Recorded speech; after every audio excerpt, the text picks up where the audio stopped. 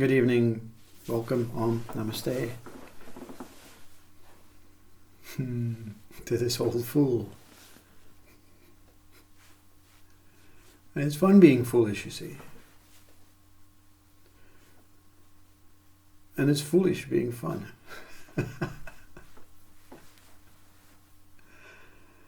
this leads me on to some spontaneous topic. Everything is the same. Mind, time, life, all the same. All the same. Yeah? Life is life. All the same. Simple idea is to separate it. But that's not a foolishness, you see. Because time, let's look at time on its own. Time is revealing what we are. Is this not true? Time is revealing what we are. From the minute you're born as a child, you have no idea what you are. You have no idea what anything is. So through time and this system of communication, this I exist system of needs, desires, unfolds a name, a form, an individuality, a personage, and I know through this mind that has evolved through time, I exist.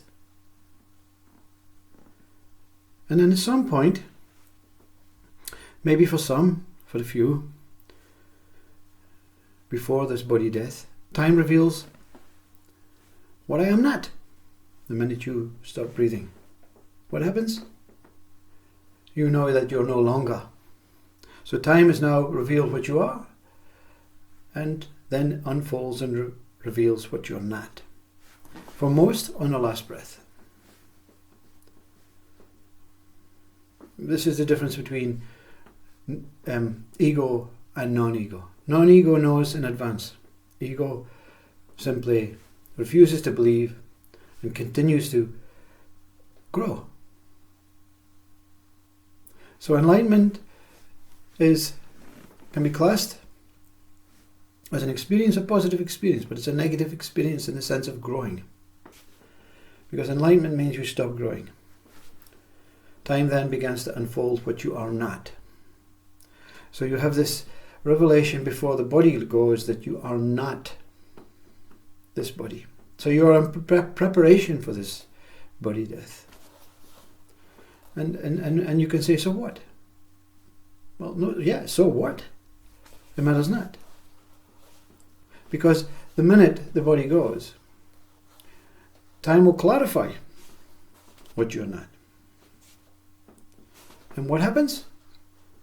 Time reveals itself again to create what you are. And then what you're not. And then what you are, and then what you're not. And the mind says the same thing. Mind is here to reveal what you are through names, identities, colours, shapes, individuality, experiences, and what you're not. Life is here to reveal what you are, a human body, and what you're not, a goat. And through this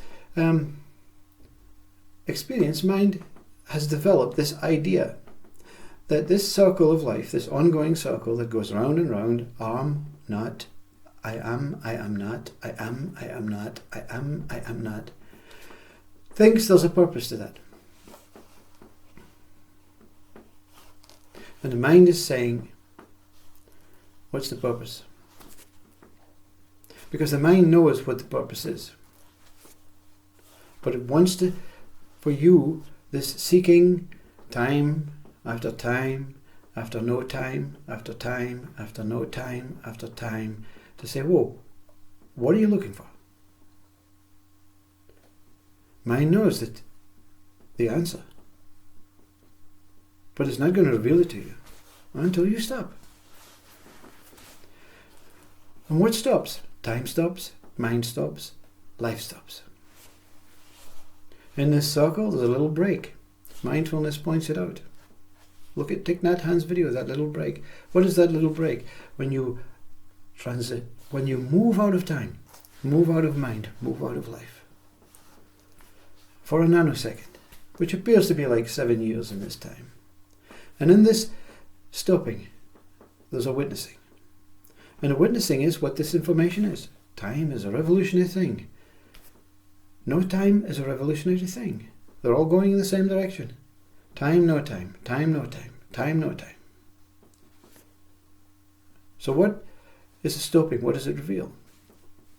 The mind has stopped you by stopping itself. It stopped time by stopping itself. It stopped life by stopping itself. And what is the result? The result is that what you are, right, what you are, truly are, is dreaming about wanting to know what you are. And it is absolutely impossible in any state of mind, in any life, in any form, in any alien species to know what you are. And that's what is revealed. Because that what wants to know what it is cannot know what it is without experiencing time, no time, time, no time. And then that stopping and starting, in that body dying and transcending into the next stage, that forgetfulness breaks that whole journey. So the idea is to do it in one life. Yeah? The idea is to do it in one life. Why?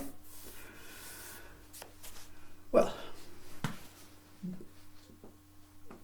it's not really important. When you may like this pain and suffering world, you may not. You may like this shock of appearing as whatever you're going to appear in the next stage, whether it's a maggot, a slug, a cloud, another human form. It matters not. You see, you cannot stop the circle of life, but you can stop the circle of wanting to know what you are and just accepting everything as it is. So you can accept everything as it is by enjoying life, ignoring knowing, understanding, and living on ego and power and thingy and status. And that's perfectly okay. Because you're not seeking to know what you are. You're just here. And everything is unfolding. And you're grabbing onto everything as it comes. And then you're letting go everything as time takes it away. The tongue does not know it's a tongue. It knows what it's doing. It knows it moves to help the mouth speak. It is functioning through a brain, a system, a nervous system to say this is your job. And the tongue says, what am I? And the brain says, I don't know. You're just here, the same as me. And the kidney says, why am I here? And the liver says, I don't know. You're just here, the same as me. We don't ask questions. We just continue to operate. That's our job. And that's the job of the human mind. That's the job of the human being. That's the job of the animal. Doesn't ask questions. Oh my God. Why did that lion chase? Can I not stop it? No, you run.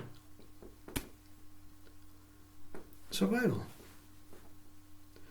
So the idea of establishing a stopping point in witnessing is to say, whoa, whoa, whoa, whoa, whoa. Whatever I am, whatever I'm looking for, I am.